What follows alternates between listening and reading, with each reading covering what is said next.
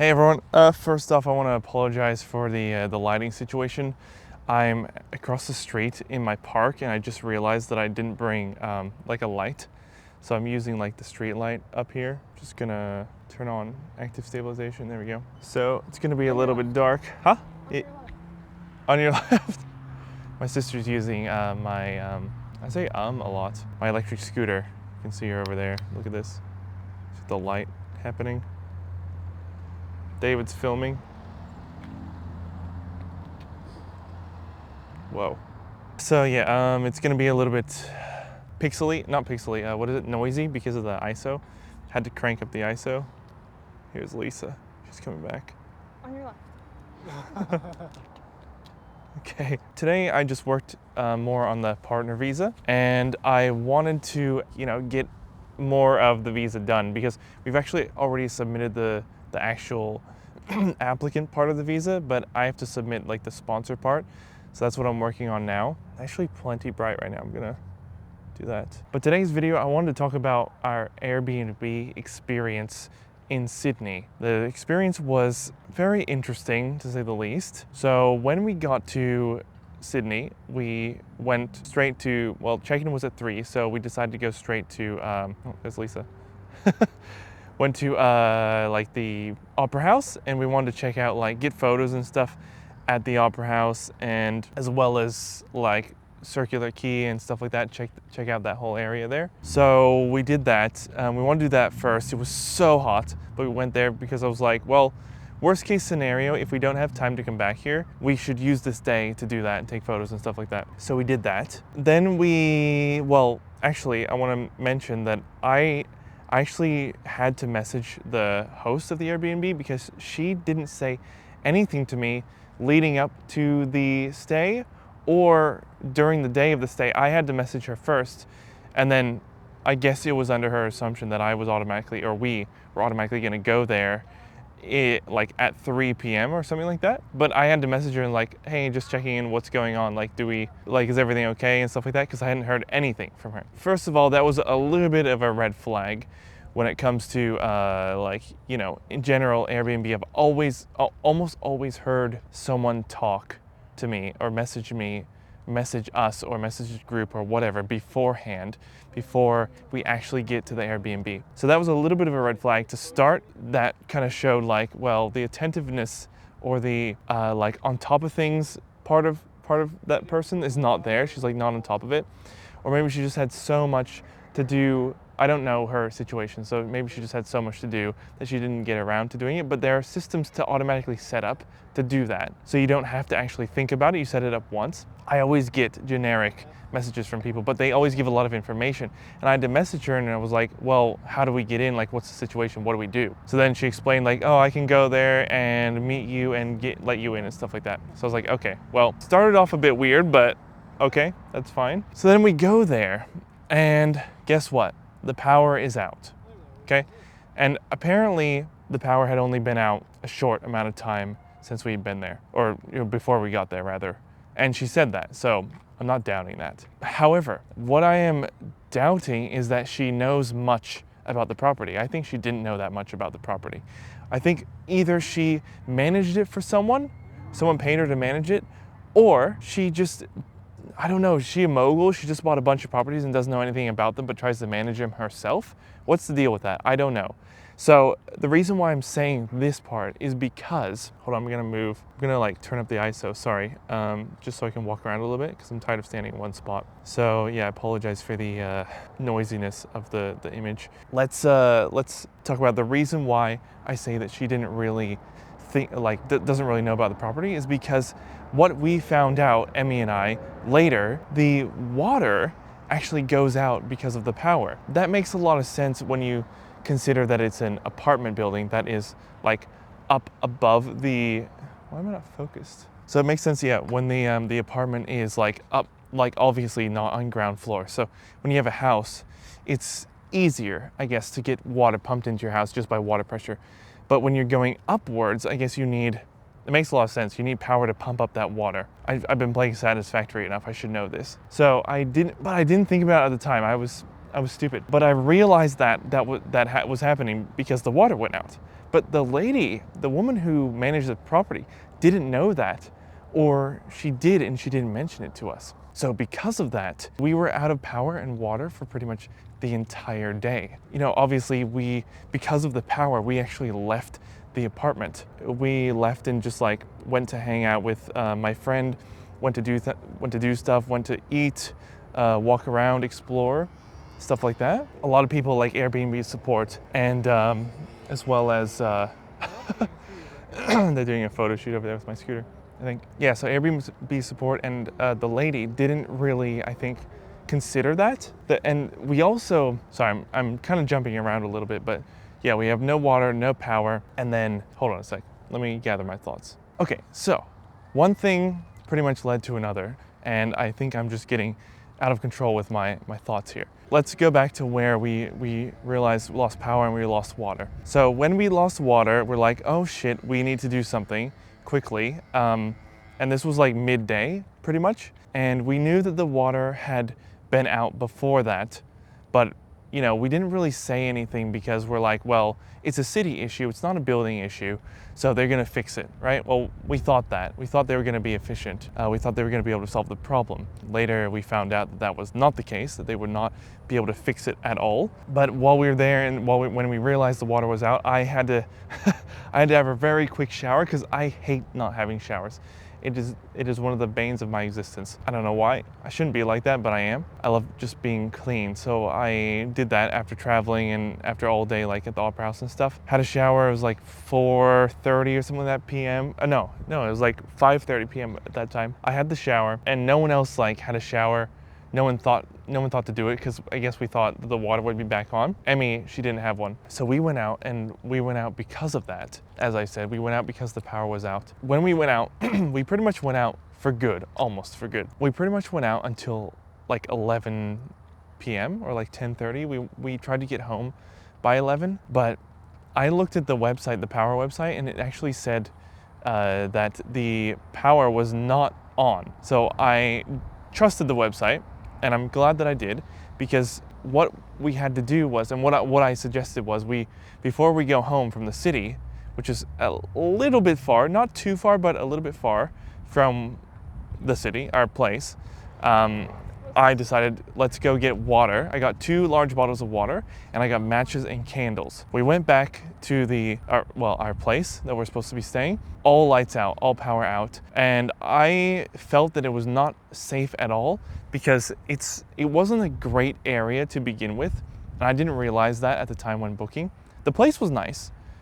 The place in general was nice, but let's get to the place specifics after this. So in general, it was nice, but the area itself, I realized it was in a sort of a kind of a sketchy area, especially at night. With the power out, the building front door did not lock. Our personal like room door, which was an apartment in the building, did lock, but the building itself didn't lock, and it was very dark in the lobby, and anyone could get up to any level without a key. There was no safety guards for this, and you know, they were forced to do it to let people in because they couldn't get in.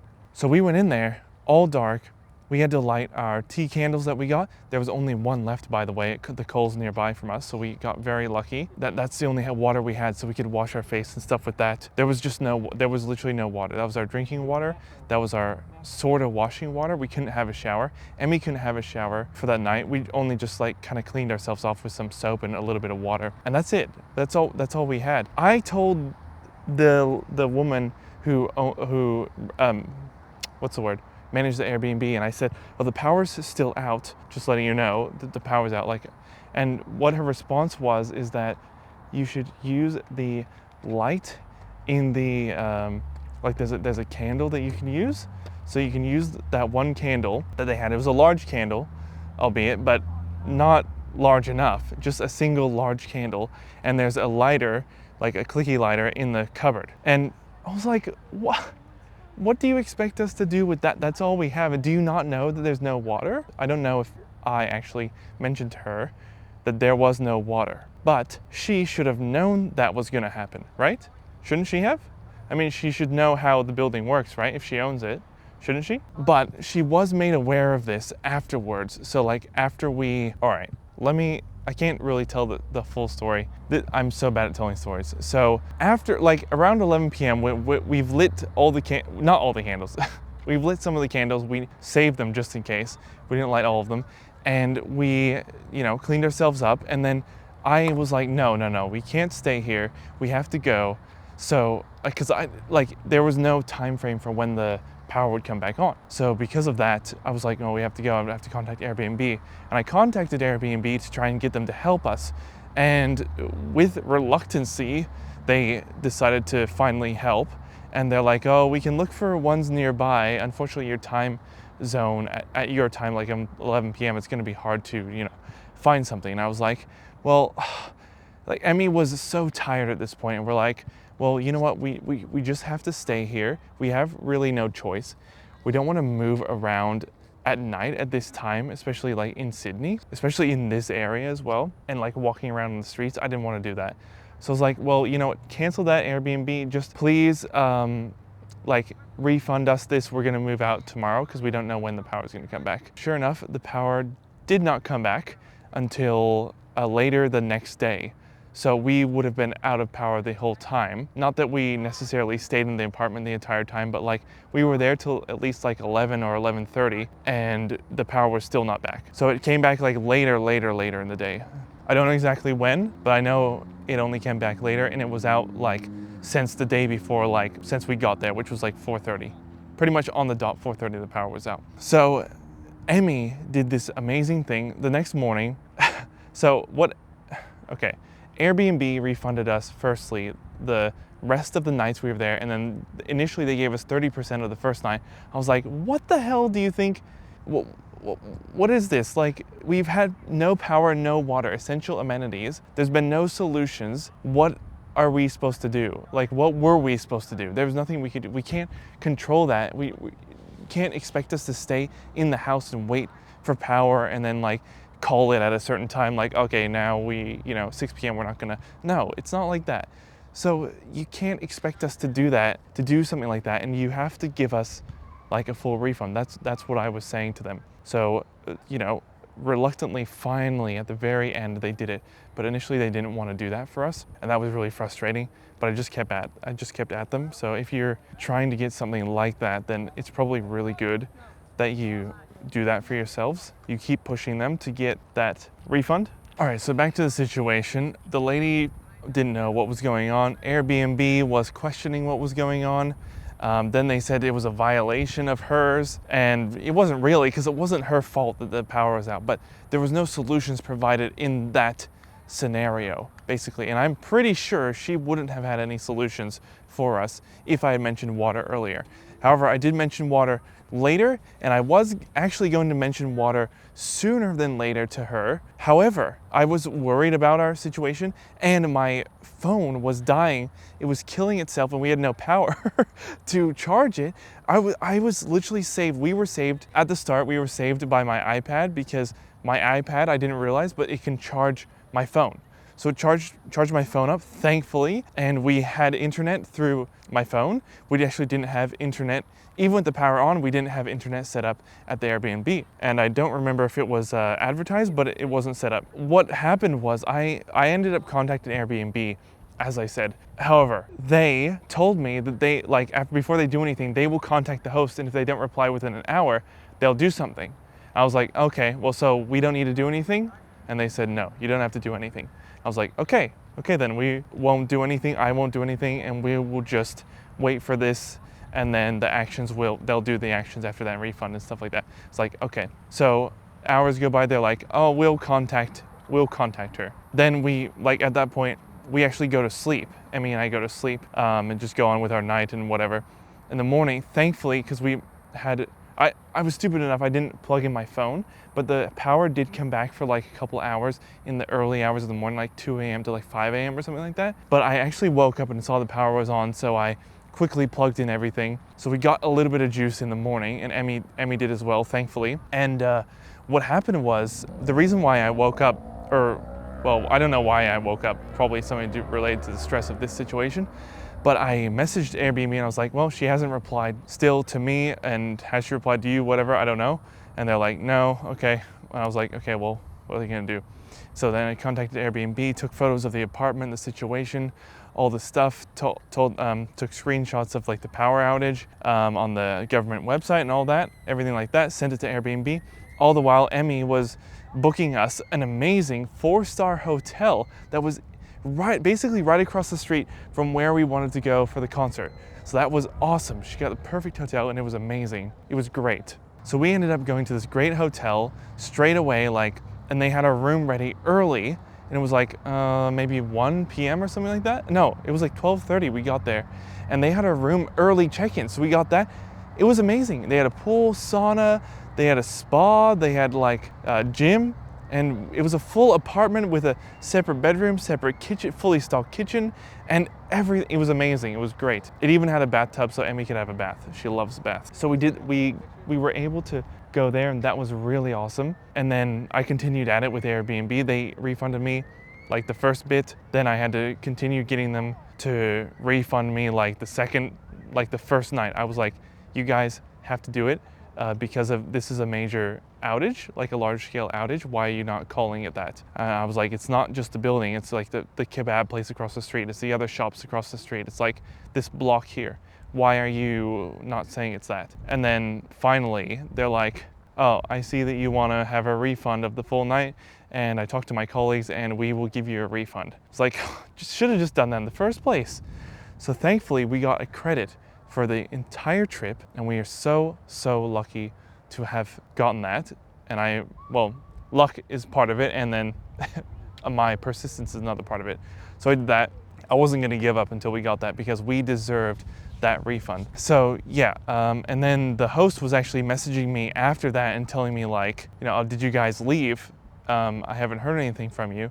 And I guess she saw the notification of like the refund. And I was like, well, yeah, I mean, didn't Airbnb contact you? And she was like, no, I haven't heard anything from anyone. And at this point I was like, Airbnb, you are like absolutely useless, man. Like what are you doing? Like they didn't even contact her at all. So they kind of screwed themselves, I guess, in the sense that she wasn't contacting them. They told me not to contact her.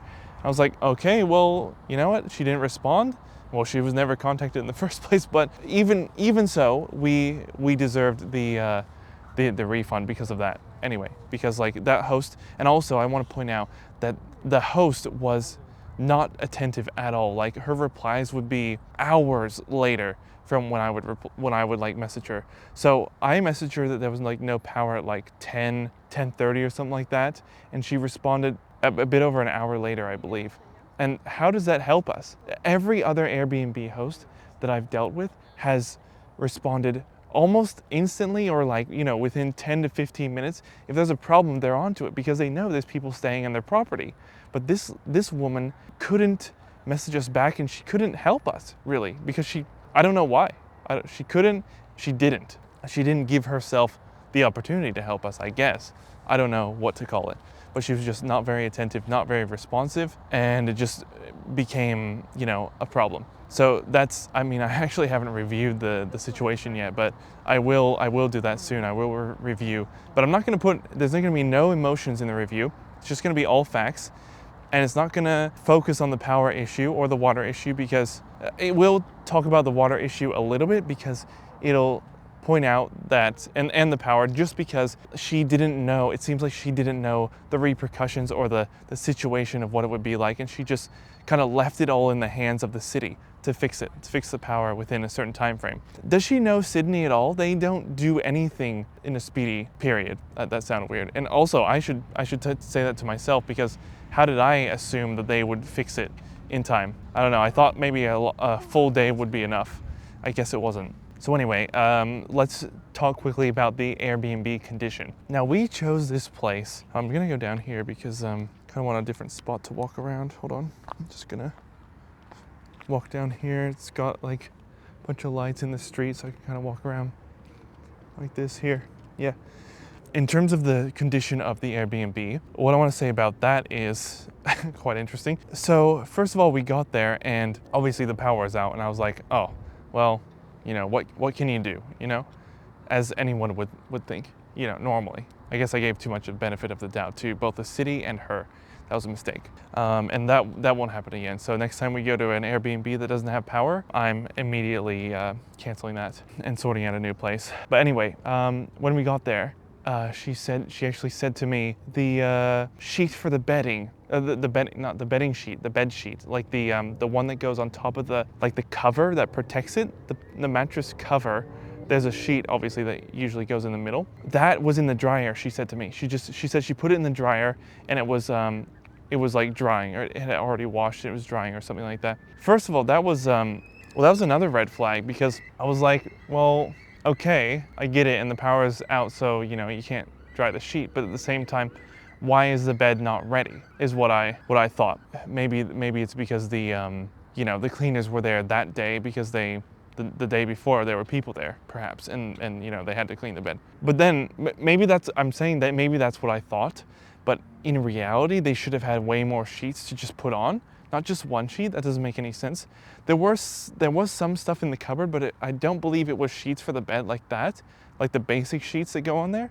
It was just like covers and stuff, like duvets and thicker stuff like that. As far as I'm aware, it was more like that. That was kind of weird. I've never been to an Airbnb that I've had to make my own bed.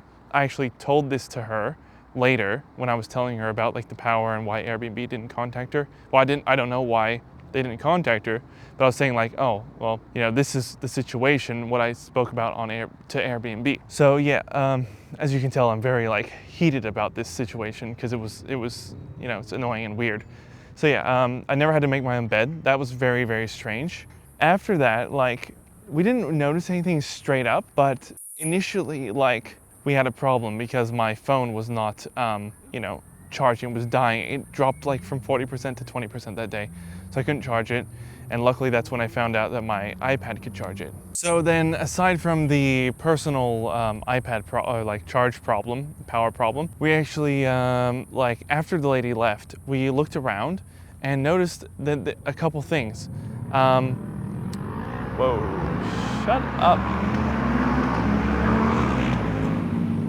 All right, yeah, so we noticed actually a couple things. So there was like crumbs sort of scattered around different spots on the floor. There was a lot of dust pockets as well, scattered around like very close to like the like plants, for example, or like the table, or like under the table that like had the TV on it and stuff like that. There was like just different areas of dust scattered around, and so at first I'm thinking like, well, okay, this wasn't like professionally cleaned or properly cleaned in general. And that was the first thing we noticed. Second thing I noticed is that the balcony wasn't clean. It wasn't maintained. It wasn't wiped down or anything like that. The chairs weren't like, you couldn't sit on them without getting dusty or dirt on you. And luckily I didn't sit down. It was like the chairs were all dusty. Then what else did we notice? So next to the bed, actually, there were two little bowls. I don't know if they were put there by the woman or if they were put there by other people previously. However, they actually, one of them that was on my side of the bed had like the dregs of a cigarette, like a weed cigarette, I'm pretty sure, and the oil left of the weed cigarette. I don't know if that's what it leaves, but I'm pretty sure that's what it was, or some sort of cigarette or some sort of burning thing in there. So my side had that was in there. The actual like cigarette wasn't in there, but the burning like droppings of it was in there. And we found that actually the very night that we were sleeping there. Didn't find that earlier because I didn't really look too hard around the bedroom, and Emmy didn't really look on my side of the bed, if you know what I mean. So we had that, and then what else do we have? We had, oh yeah, I'll put photos of this stuff in there, but there was like a floorboard. This is crazy. There was a floorboard that was basically fully pushed down into the floor, and it was covered by a rug, and I took a photo of it. I actually lifted the rug and took a photo of it. It was like pushed down into the floor near the couch, and there was like an indent in the rug, and that's how you knew it was there. And we were like, well, that's like immediately a hazard. Like, what if someone trips on that? What if someone like falls through the floor, actually? What the hell? We were thinking, what is going on with this? So we had that, we had the bowl, we had the dirt, the dust, the non-maintained stuff. And yeah, at that point we didn't really bother much with anything else. Yeah, and the lady when we got there, she was just talking about the place like, oh, I didn't really know who was in here last, I guess. They must have been more than 2 people or something like that. I don't know. We think the people before that might have actually trashed the place. I don't know.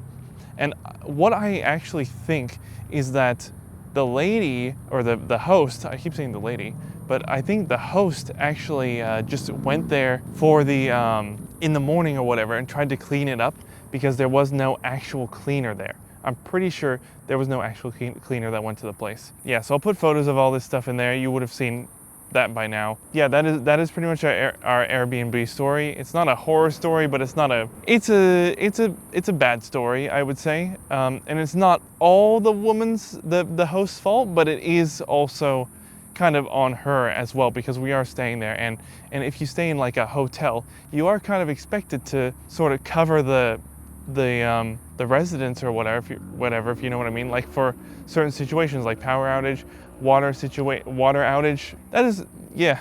They just. I think she just wasn't prepared for that, and she just didn't know much about the place in general. And that is my take on that situation. Anyway, it turned out great at the end, and we got all our money back, and we got a really good deal on the 4-star hotel, and we were so happy in that place. And we had a great view as well. It was like on the 8th floor and stuff. So we had a really great time in there. And yeah, I'm just doing it. I'm just walking around out here with my brother and sister, and they're filming themselves on my scooter that I use all the time. And I charged it up, ready for usage, and now they're using it. They haven't really had their own scooter to play with before. That's like a whatchamacallit, like an electric one. So yeah, so I hope you enjoyed my story, and I'll see you in my next video. I'm sorry if it was like kind of all over the place. My head has like all the information of this situation kind of just like poking at me in every direction in my brain.